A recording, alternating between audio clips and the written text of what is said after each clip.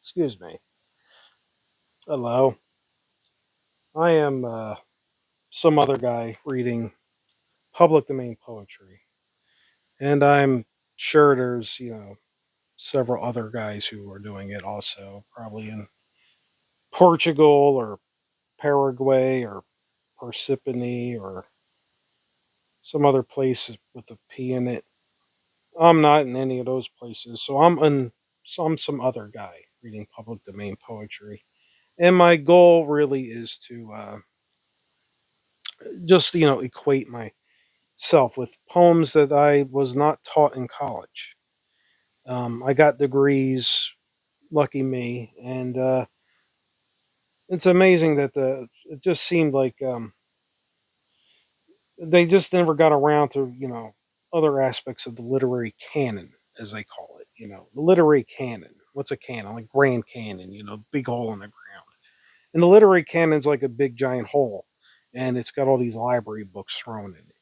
And there's stuff that's been in that hole for generations, centuries, you might say. And then new works get added to the literary canon, and they get thrown in on top.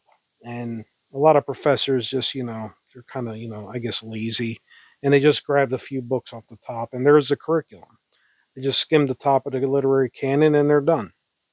And when you're a student, you don't mind that. You just think, okay, well, I read this. That's great. I've been here before. I've done that, and cool. I can just sort of skirt the 15 weeks a little bit here. I like that. But after a while, it bothered me because I got the degree, but I really didn't get the knowledge I really was hoping for.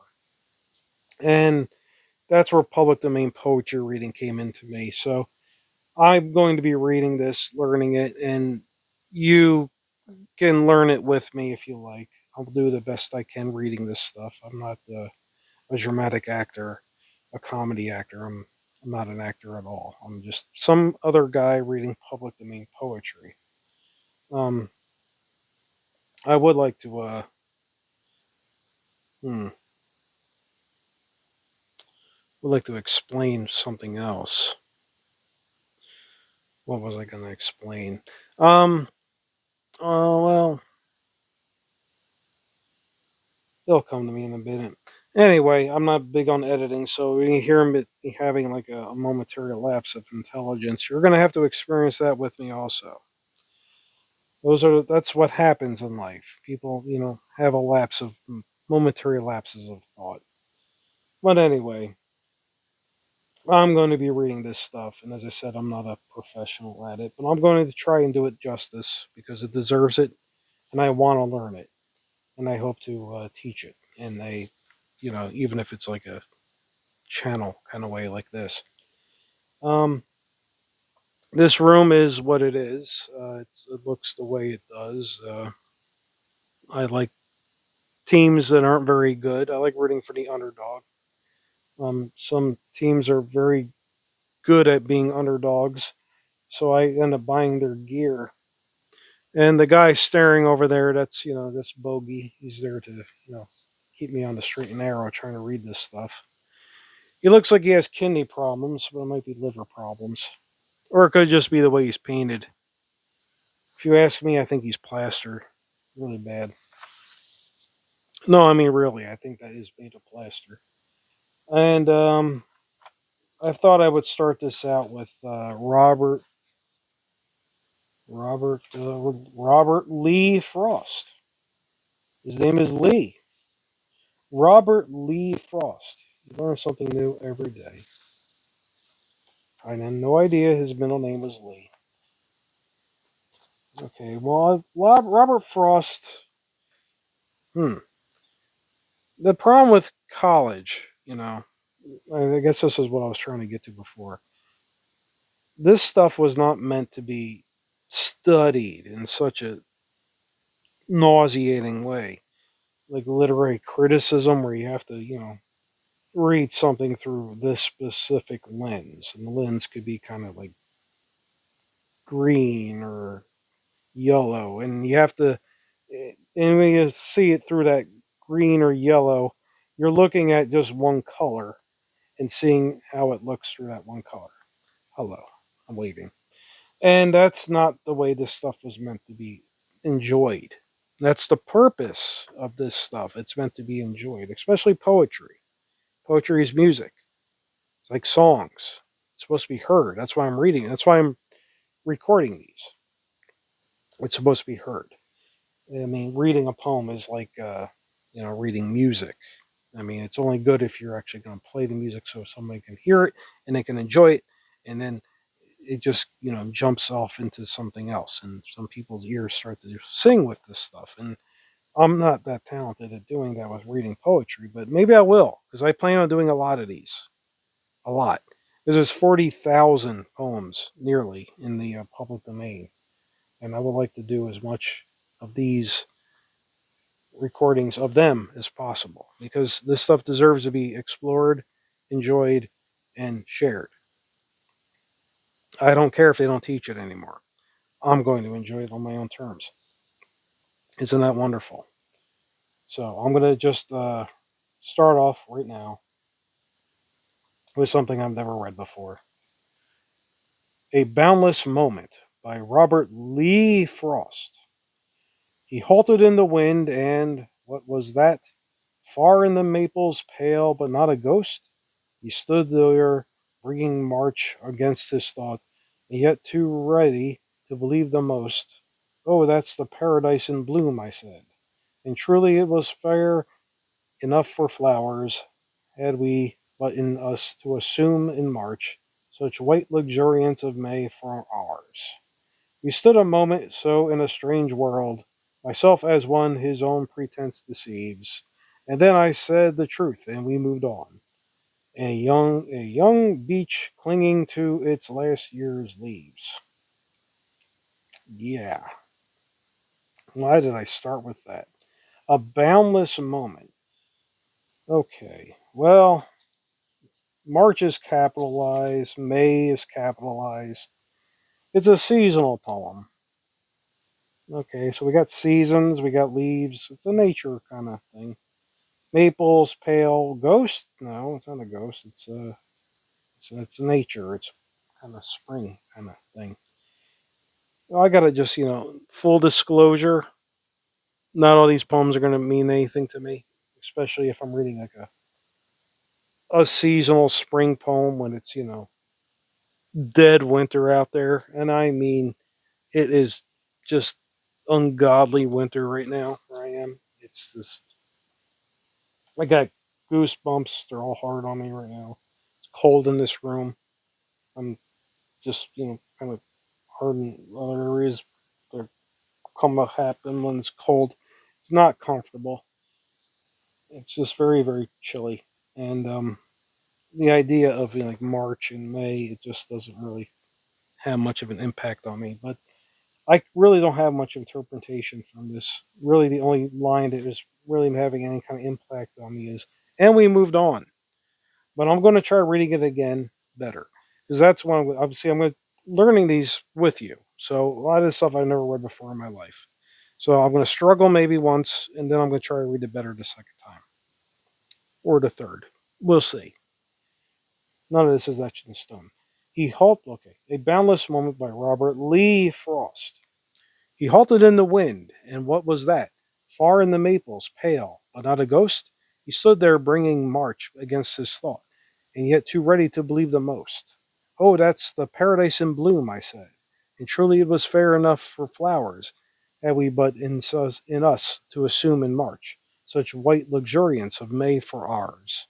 We stood a moment, so in the strange world, myself as one his own pretense deceives. And then I said the truth, and we moved on. And young beech clinging to its last year's leaves. Well, I like the last two lines, but specifically, and we moved on. There's other poems by Robert Lee Frost that I like, but that is not one of them. Okay, maybe this one's better. It's four verses. A Late Walk by Robert Lee Frost. When I go up through the mowing field, the headless aftermath, smooth laid like thatch with the heavy dew, half closes the garden path. And when I come to the garden ground, the whir of sober birds, up from the tangle of withered weeds, is sadder than any words. A tree beside the wall stands bare, but a leaf that lingered brown, disturbed I doubt not, by my thought comes softly rattling down. I am not far from my going forth by picking the faded blue of the last remaining aster flower to carry again to you. That's nice.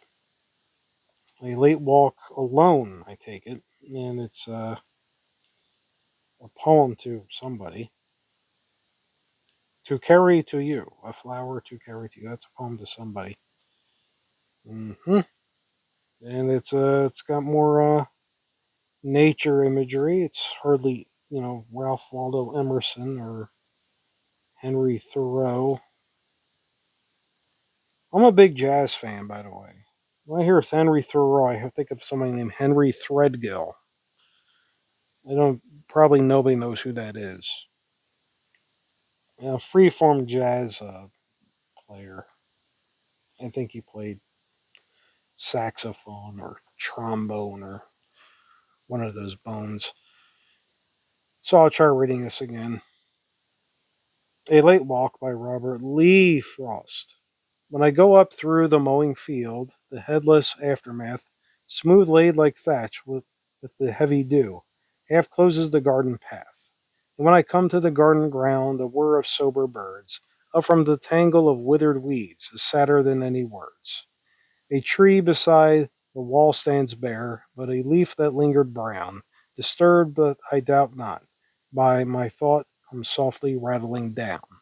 I am not far from my going forth by picking the faded blue of the last remaining aster flower to carry again to you.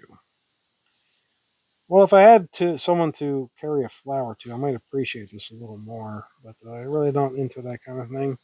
And gardens, okay, there's no gardens in my life now either because it's so cold in this room. I wish the heat was on, and it's very cold. So I'm gonna try, I'm gonna warm myself up by thinking of, let's see, there's something warm in here I can read. Something warm. Fire and ice. Yes, yes. This is warm. Think fire. If you're cold, think of fire. Nice fireplace. There's a fire. I have a fireplace in front of me. Okay. Crackling. I'm really enjoying myself. I'm warming up right now. The goose pimples are going away.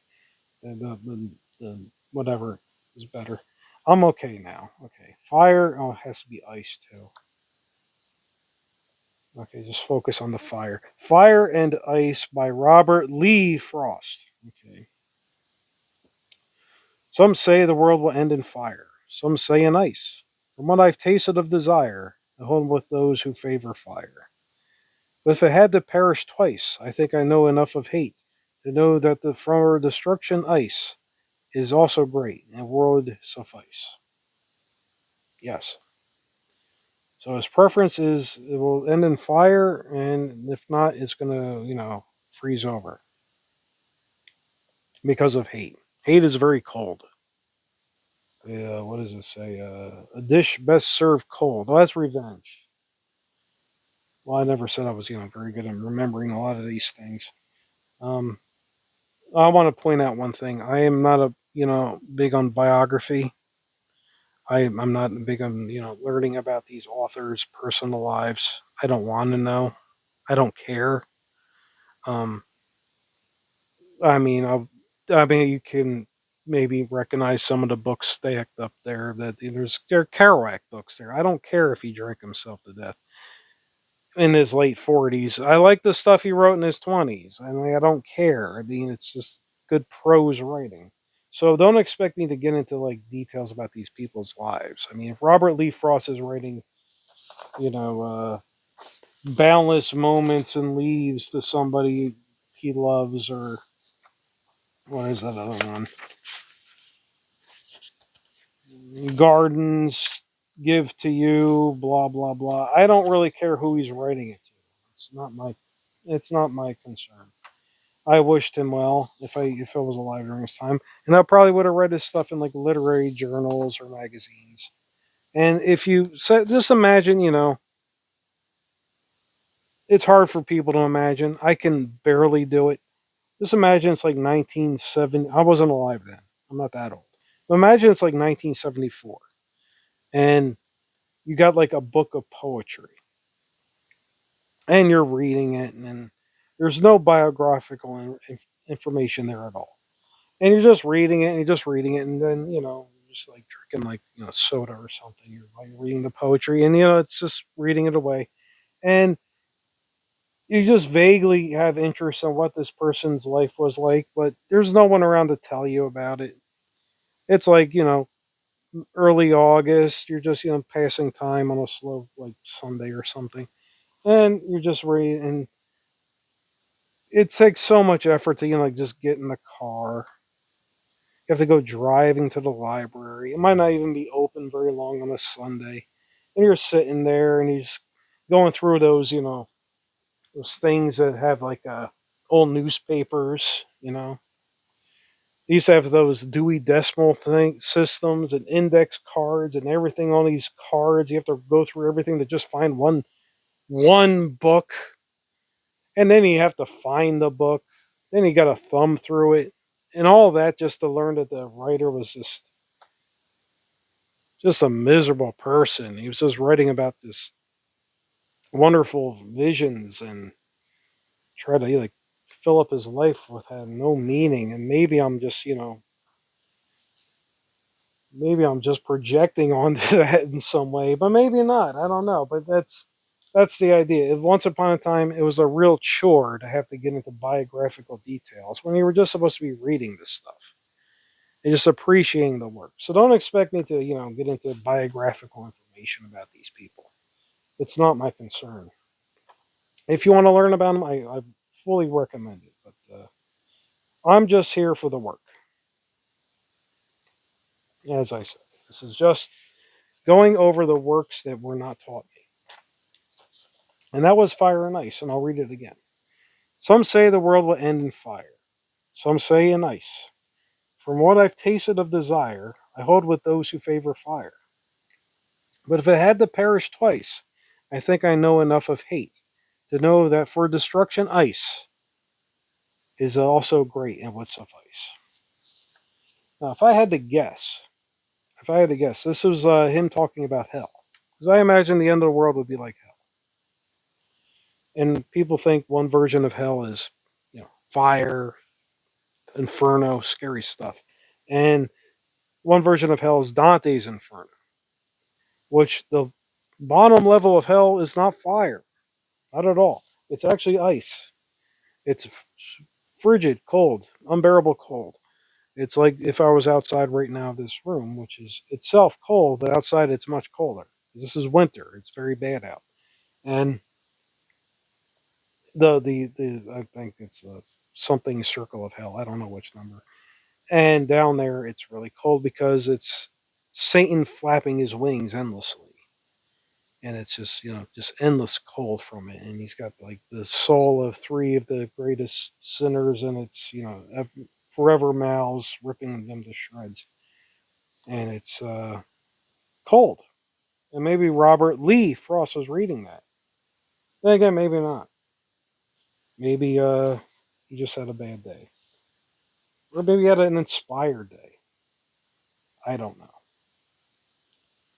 Yeah, that's the poem I didn't like before. A late walk to you. I don't care if he was to carry a flower to a walrus or seal at a zoo. I don't care. I mean, I wouldn't mind carrying a flower to a seal. A seal wouldn't appreciate it, would they?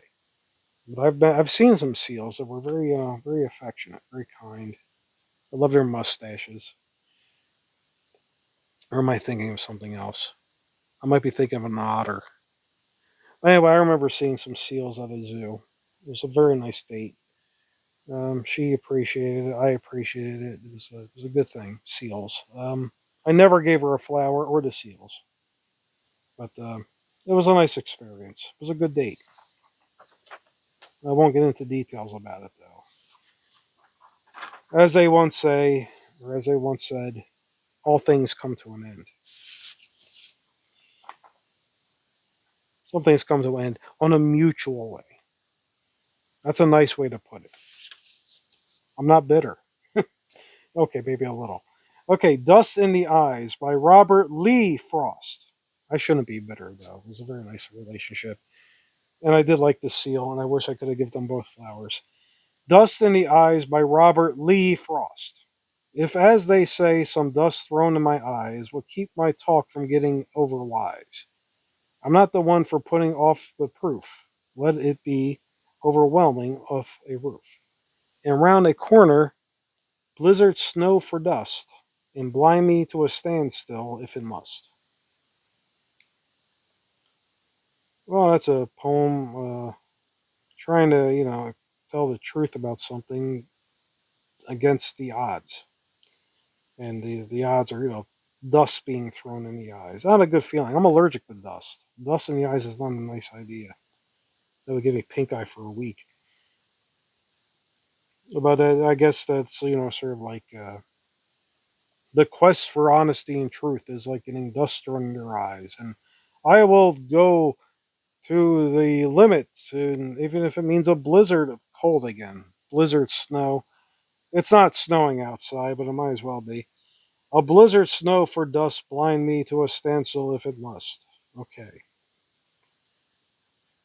Cold, cold, very cold to seek the truth. And he seeks the truth even if it sends him to his blinding standstill. Okay. I'm interpreting this now, okay? This is a blind truth. It's I think justice isn't part of that if you're talking about blind and or it's a risk, willing to risk everything to get to the truth. I think that's a better interpretation. Anyway, I like that one. What else we got here? But Outer Space by Robert Lee Frost. But outer space, at least this far, for all the fuss of the populace, stays more popular than populous.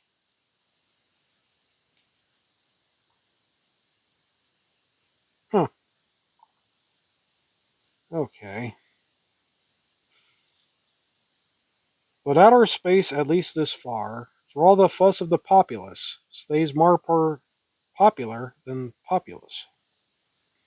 I want to just point out that, some poems, you can just appreciate them, hearing them.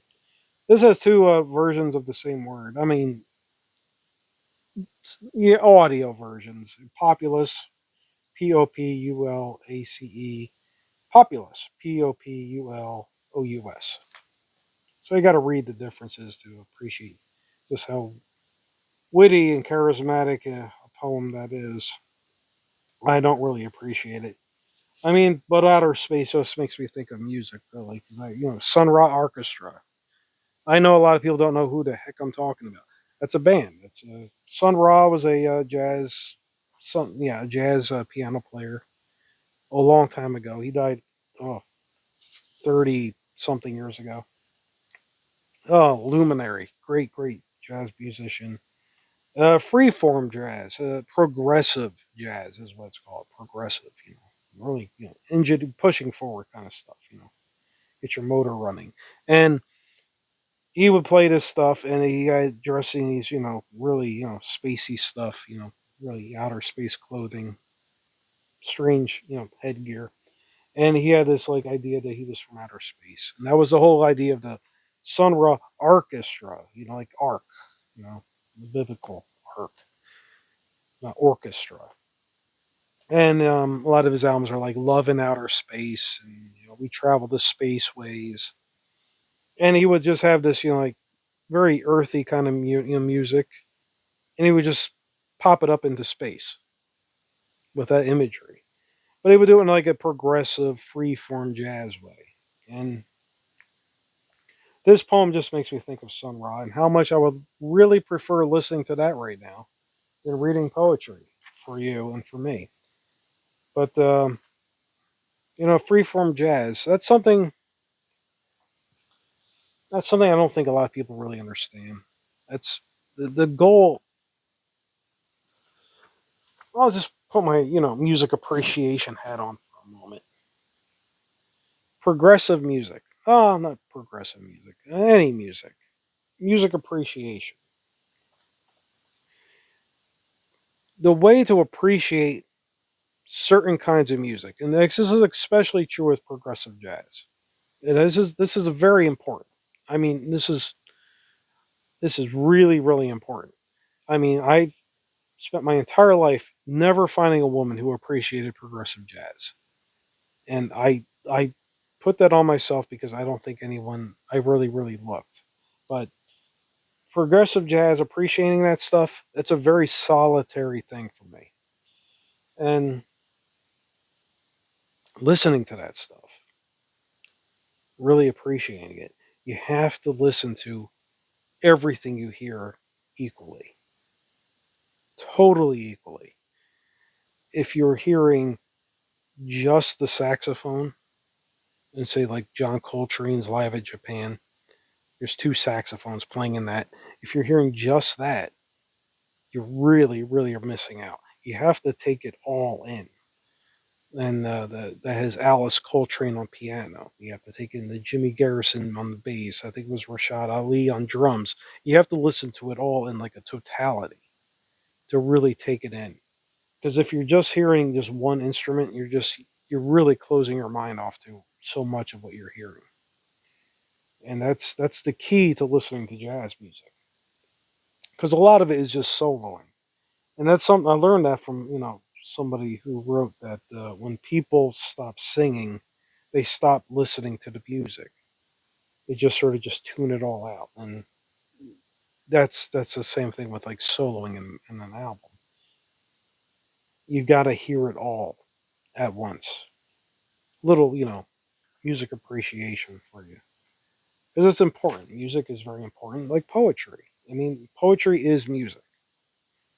It's got beats, it's got tempo, it's got verses. This is music if it's read well. I might get better at it. As I said, I plan on doing a lot of these because there's a lot of poetry. So here's Door in the Dark. Oh boy. Well, see, you can't see any lights on it here, but this room is lit up. Appreciate the light. I could try to move this to the left here. See, oh, yeah, yeah. Door in the Dark. I try to get the lamp in this. There we go. There's a lamp. There's a lit lamp. Door in the Dark. Appreciate electricity. Don't take it for granted. That light is on. This poor guy, this poem is in the dark. So if you're in a lit room, take a moment to appreciate the fact that it has light in it. The Door in the Dark by Robert Lee Frost. In going from room to room in the dark, I reached out blindly to save my face, but neglected, however, lightly to lace my fingers and close my arms in a mark. A slim door got in past my guard. It hit me a blow in the head so hard. I had my native simile jarred, so people and things don't pair anymore with what they used to pair with before. Hmm. Sounds kind of funny, don't it? I'll try to read it better this time. And going from room to room in the dark, oh, excuse me. The Door in the Dark by Robert Lee Frost. And going from room to room in the dark, I reached out blindly to save my face, but neglected, however, lightly to lace my fingers and close my arms in an arc. A slim door got in past my guard and hit me a blow in the head so hard. I had my native simile jarred, so people and things don't pair anymore with what they used to pair with before. I guess I lost the light. Sorry. I need my free hand. This stand is just really lousy. Anyway, there's light in here. That's how I'm able to see the page. Appreciate electricity. This poor person's in the dark. He got hit in the head in the dark with his door. That's sad. That's very sad. It's all too common too. It's just a sad state of affairs. People walking around in the dark getting hit. Maybe he gets blurred vision at the end. It's very painful. How does he know he has blurred vision? He's in the dark. Who knows? Okay, this is one that I know. I'm very well familiar with. Stopping by Woods on a Snowy Evening by Robert Lee Frost. I emphasize the Lee. I did not know his name was Lee until today. Who knew? Robert Lee Frost. I will emphasize it. This poem I know, so I'm able to read it with some confidence. It's good to have some confidence in your life, even if it's a brief thing. Just have your game face on, as they say. Like kind of squint your eyes a little bit, take it a little more seriously. Be in the moment. That's confidence feeling. I can be confident reading this. Stopping by Woods on a Snowy Evening by Robert Lee Frost. I can't be confident reading any of the stuff I just read. I can't. I try. I got to go through it over and over again because I don't know any of it. I know this one. Whose woods these are, I think I know. His house is in the village, though. You will not see me stopping here to watch his woods fill up with snow. My little horse must think it's. I can't say that word on here, can I? That's a quandary. What do I do? I'll make a noise in its place. All right. Let's just think of a noise for the night. Yeah. Yeah. All right, that's it. Anytime there's a word I don't think I could say on this channel, I'll just say yeah tonight. It might be something else tomorrow. Maybe yeah or something. I don't know.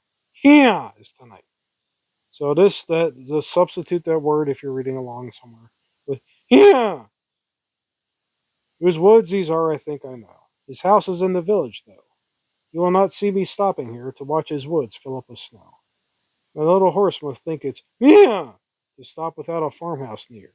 Between the woods and frozen lake, the darkest evening of the year. He gave his harness bells a shake to ask if there's some mistake. The only other sounds the sweep of easy wind and downy flake. The woods are lovely, dark and deep, but I have promises to keep, and miles to go before I sleep, and miles to go before I sleep. Well, as I said, I'm familiar with this poem. This poem to me is a somebody dying in the cold of exposure. And it's, the darkest evening of the year. I can assume that's like the winter solstice. It has a date, December 21st. This person's dying in the cold on December 21st. The horse knows there's something wrong with him. The hee because he thinks it's hee that he's stopping so far without the farmhouse near. He's not really lost in the woods. He's just, I the woods, it's filling up with snow, it's a frozen lake. It's cold. Believe me, it's cold in here. You can't tell. It looks so nice and warm and inviting with the bad baseball team hats over there. Okay, maybe they're going to be good this year. I hope so. They're going to be good this year. Some of them don't even have a home anymore. One of them is in Sacramento. They'll be in Las Vegas soon. And yeah, I like those other guys. Yeah, why not? There's Bogey there. Don't mind him. So I'm going to read this again because I like this one. Whose woods these? Oh, let's start over. Yeah, it's bad when the lips get dry. It's a shame my feet aren't dry. My feet are sweaty. It's a cold room and my feet are sweaty. I must be coming down with something. We'll see. Maybe not. Whose woods these are, I think I know. His house is in the village, though. You'll not see me stopping here to watch his woods fill up with snow. My little horse must think it's here to stop without a farmhouse near. Between the woods and frozen lake, the darkest evening of the year. He gives his harness bells a shake to ask if there's some mistake. The other The only other sounds the sweep of easy wind and downy flake. The woods are lovely, dark and deep, but I have promises to keep, and miles to go before I sleep, and miles to go before I sleep. I like that one. Fits the time of year. Oh no. Well, I'm dreading this one. I am familiar with it. This isn't really a poem, but it is by Robert Lee Frost. I'll sit up a little more. I get a little more too leisurely than I ought to be in these comfortable surroundings. Oh, this is called The Fear by Robert Lee Frost.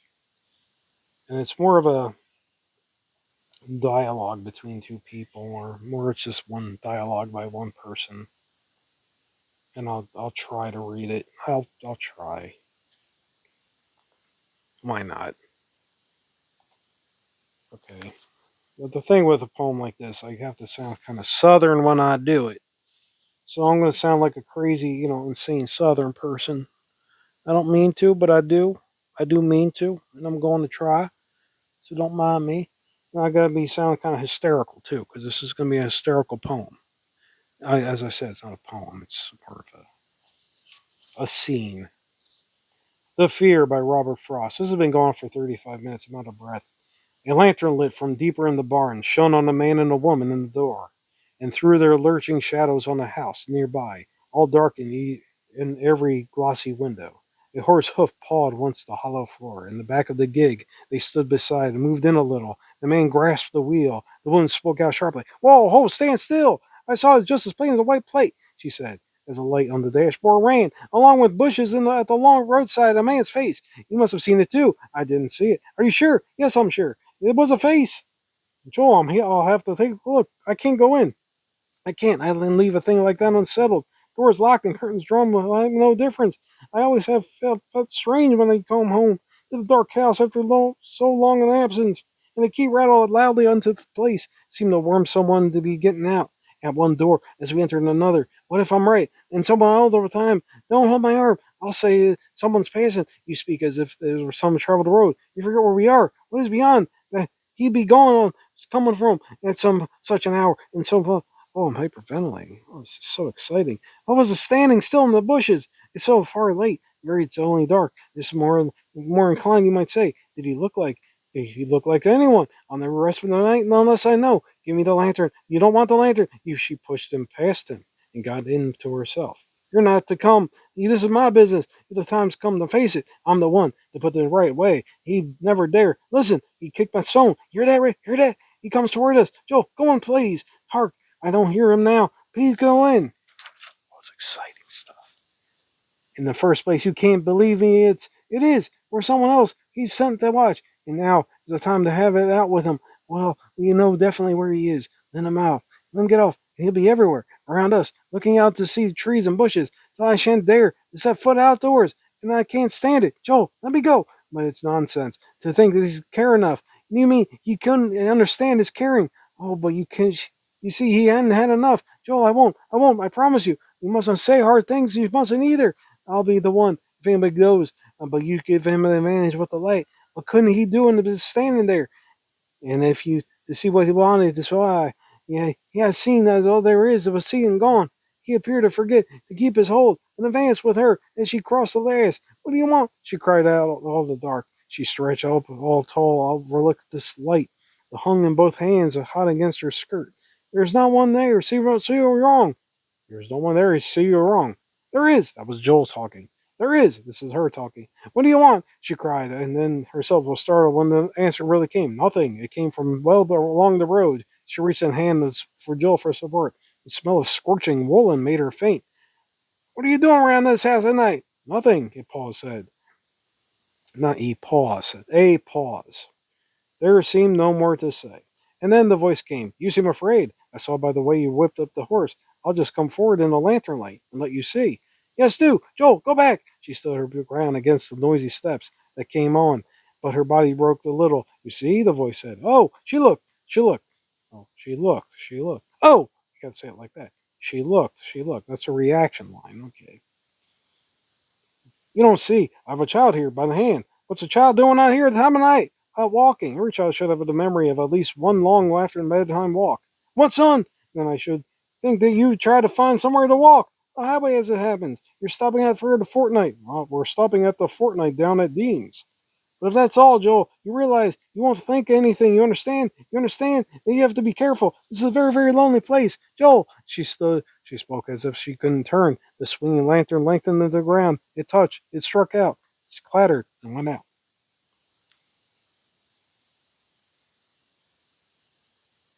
I went out with the lantern tune. I just sort of trailed off in the dark with the rest of these characters.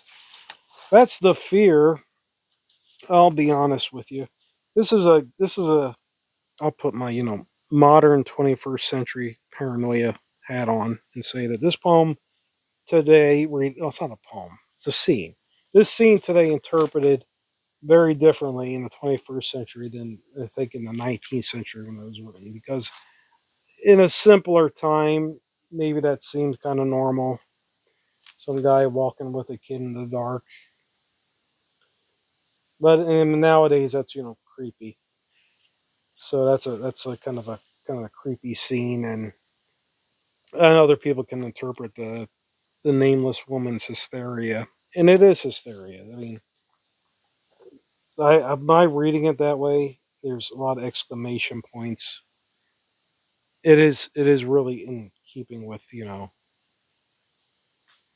with the hysteria of the character, and we only know the name of one character, Joel, who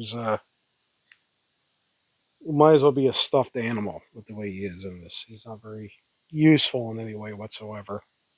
I mean, no disrespect to the character whatsoever. I don't really like this one very much, but it's a fun thing to read. I like being kind of hysterical. It kind of wakes me up. It warmed me up a little bit. This is a cold room. Oh, I'm not cold. The goose pimples are gone. I feel nice and toasty. My body's now as warm as my feet. I like that. My feet were sweaty. Now I'm sweaty. Should I read it again? I'll try. I'll try. I'll try to read it again, just like I just read it. A lantern light from deeper in the barn. Oh, excuse me. The Fear by Robert Lee Frost. A la- oh, I'm sorry. That's a phone over there. Just pay no mind. A lantern light from deeper in the barn shone on a man and woman in the door, and through their lurching shadows on a house nearby, all dark in every glossy window. Horse's hoof pawed once the hollow floor, and the back of the gig they stood beside. Moved in a little, the man grasped the wheel. The woman spoke out sharply. Whoa, stand still! I saw it just as plain as a wet plate, she said. As the light on the dashboard ran, along with the bushes on the lower side of Ryan's face. You must have seen it too. I didn't see it. Are you sure? Yes, I'm sure. I was a face? Yo, I have to take a look and go in. I can't leave a thing like that unsettled. Doors locked and curtains drawn will make no difference. I always have felt strange when I come home to the dark house after such a long absence, and the key rattled loudly into place, seemed to warn someone was to be getting out at one door as we entered the another. What if I'm right and someone all the time will hold my arm? I say it's someone passing. You speak as if there's this were traveled over. You forget where we are. What is beyond that has been going on to come from at such an hour of night and on foot too? What was it? He's standing still for the bushes. It's not for us. It's very late. It's only night. It's only dark. It's more than the time they are inclined to say. Did he look like? He looked like anyone. I'll never rest the night unless I know. Give me the lantern. You don't want the lantern? She pushed past him and got in for herself. You're not to come. It's my business. And the time has come to face it. I'm the one to put it right. Wait, he never dare. Listen, he kicked the stone. Hear that? Hear that? He's coming toward us, Joel. Go on, please. Hark. I don't hear her now. Please go in. Oh, I'm gonna cough. Oh, I get more excited every time I read it. I gotta read this again later. Not on here. This is going to just be annoying if I read it again. I mean, it's a weird story. When you read this, I'd like to imagine a happy ending that's not on print, But anyway, in the first place, you can't make me believe it's his. It is where someone else is sent to watch, and now's the time to have a cat with him. While we know definitely where he is, let him get off, and he'll be everywhere around us, looking out the wheat trees and bushes. I shan't dare to set a foot outdoors, and I can't stand it, Joel. Let me go. But it's nonsense. The thing he's caring of. You mean you can't understand he's caring? What you see, he ain't had enough. Oh, Joel, I promise you. You mustn't say hard things. You mustn't either. I'll be the one if anybody goes. But you give him the advantage with the light. What couldn't he do with us standing here? And if to see what was he wanted, why he has seen all there is to see and gone. He appeared to forget to keep his heart hold, but advanced with her as she crossed the grass. What do you want? She cried in the dark. She stretched up tall to overlook the night and hung both hands hot against her skirt. There's no one. So you're wrong, he said. There is. What do you want? She cried. And then herself was startled when the answer really came. Nothing. It came from well along the road. She reached a hand to Joel for support. The smell of scorching woolen made her faint. What are you doing here around the house at night? Nothing. I paused. There was seemed to me no more to say, and then the voice came. You seem afraid. I saw by the way you whipped up the horse. I'll just come forward in the lantern light and let you see. Yes, do. Joel, go back. She stood her ground against the noisy steps It came on by her body, rocked a little. You see, the voice said, "Oh, she looked and looked. You don't see, I have a child by the hand. What's a child doing here at the time of night?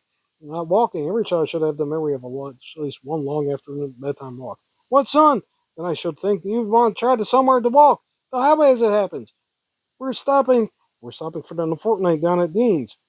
But if that's all, Joel, you realize you won't think anything. You understand? You understand that we have to be careful. This is a very, very lonely place. Joel!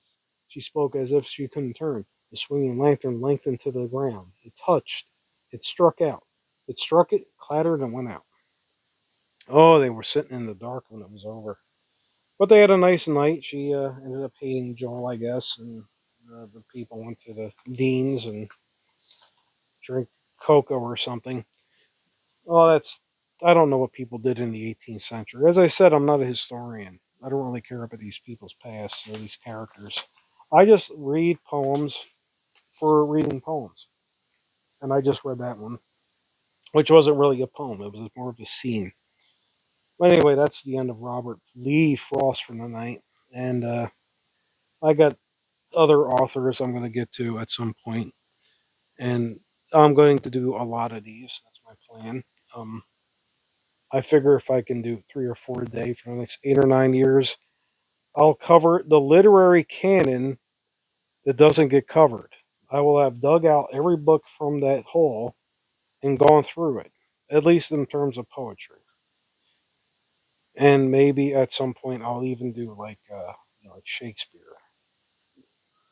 Oh, that would drive me completely insane if I tried that. So I'm just gonna call it a night because I got noises in here that are really annoying.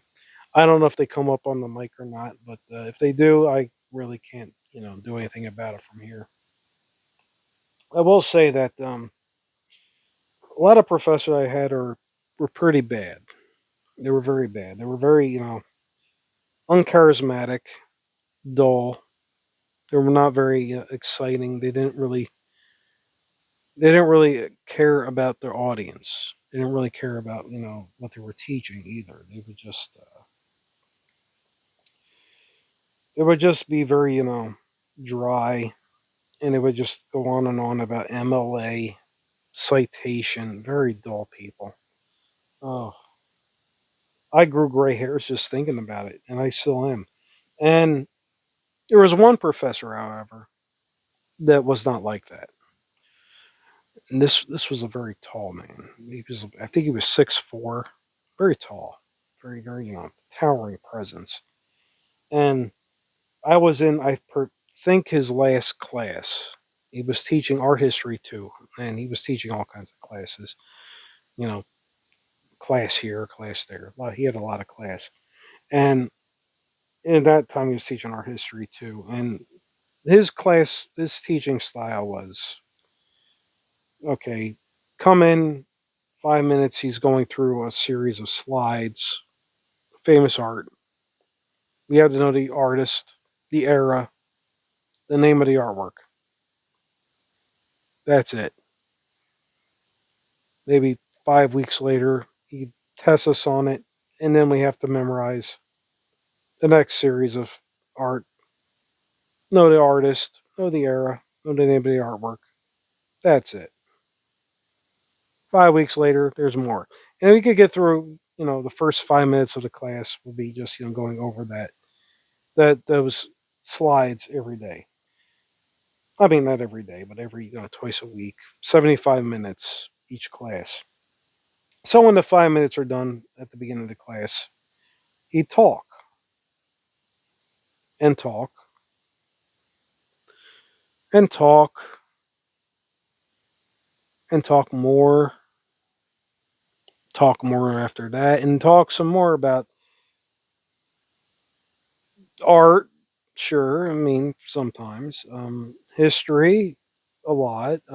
War history, I don't understand why. Um, Meeting friends in strange places. I mean, he had like a visitor day where he had to meet a friend who was, I think in prison or something. He would tell stories about that and books that he was reading. Lunch. I mean, he would talk about everything. And it was memorable. I mean, you would just sit there. There was no demands of the class. We would just be sitting there listening to this guy talk. He put his feet up on the desk. He didn't care anymore. He was done. He was 6'4". Who cares if you're 6'4" and retiring? You can do what you want. My feet are up right now, relaxing. It's cold. My feet are sweaty, but I'm relaxing. So he was an inspirational professor to me. I mean, I learned something in his class that I retained. The word chiaroscuro. I can't say it, but I know what it means. It's the relationship of light and dark on a canvas or a piece of art or sculpture or whatever. Chiaroscuro. I learned that from him. He actually wrote that on the board. It was like a dry erase board kind of thing. He actually wrote that on the board. That was the one time he actually wrote that. He had to know that for the class. I retained that. Also retained his interesting stories about Renaissance history, World War II history, whatever. So I just say that maybe what I'm doing is more of like a tribute to who he was, and I can't tell you his name because I don't remember his name. I remember Chiaroscuro, but I can't remember his name. So I'm going to call him Professor Chiaroscuro from now on. And I know I'm not pronouncing it right, but it's a fictitious name anyway. So Professor Chiaroscuro, my tribute to you is me reading this poetry.